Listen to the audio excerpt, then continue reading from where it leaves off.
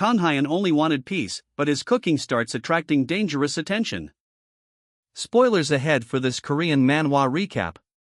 Kang-Hyeon Lee used to be a star chef, but losing his sense of taste pushed him out of the spotlight and into the countryside, where his grandfather's home becomes the doorway to a fantasy world.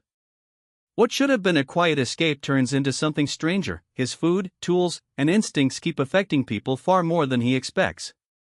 Instead of getting a simple camping life, he keeps meeting nobles, beast-like companions, children, hidden visitors, and people who treat his ordinary comforts like rare treasures. Kang-Hyeon's peaceful rhythm is interrupted when a formal, church-like entourage approaches him under the open sky. Guards and robed attendants surround an elderly blonde leader, while a white-haired aide watches with obvious caution.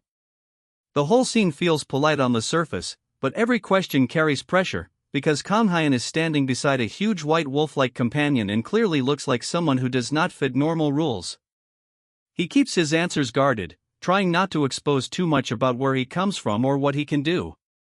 The elderly man studies him sharply, as if measuring whether he is a threat, a miracle, or both. Kang-Hyeon survives the meeting by staying calm, but the encounter leaves behind a warning: important people are starting to notice him. After that tense exchange, Kang-Hyeon returns to the world he actually understands, preparing food, testing ingredients, and building comfort out of simple camping tools. The mood softens as he experiments with drinks and a container-like setup, but the result is not just tasty. It becomes almost too good. Companions and adults begin chasing after more, reacting with the kind of desperation that turns a casual recipe into a dangerous commodity. For Kang-Hyeon, the comedy is obvious, but so is the risk. He wanted to share something pleasant, not create a beverage that makes people lose their restraint. By the time even mixed versions become more popular, he starts realizing that his everyday skills may have value in this world that is far beyond anything he intended. The story then shifts back into a busier everyday flow, with Kang-Hyeon moving through a school or training-like setting where children and adults gather. A boy practices with a sword-like tool, Kang-Hyeon watches over the group calmly, and a small white fluffy dog brings a spark of energy to the scene. Soon the group leaves, traveling by vehicle with excited children and watchful adults, turning the atmosphere into a warm trip rather than a confrontation. There are hints of other concerns in the background, including a black-clad figure and a brief home-like sequence that feels separate or reflective, but Kang-Hyeon eventually returns to the outdoor life he prefers. He cooks, relaxes, and lets the forest breathe around him, until the little dog suddenly bolts into the bushes. A crash follows, and the peaceful day ends with a hidden blonde elf-like woman discovered in the greenery.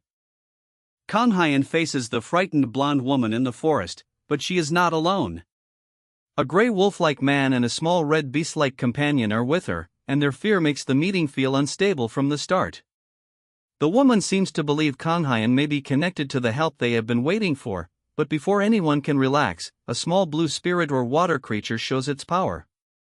A sharp burst of wind or water flashes past him, then a larger blue form sweeps through the forest with enough force to prove this place is far from ordinary.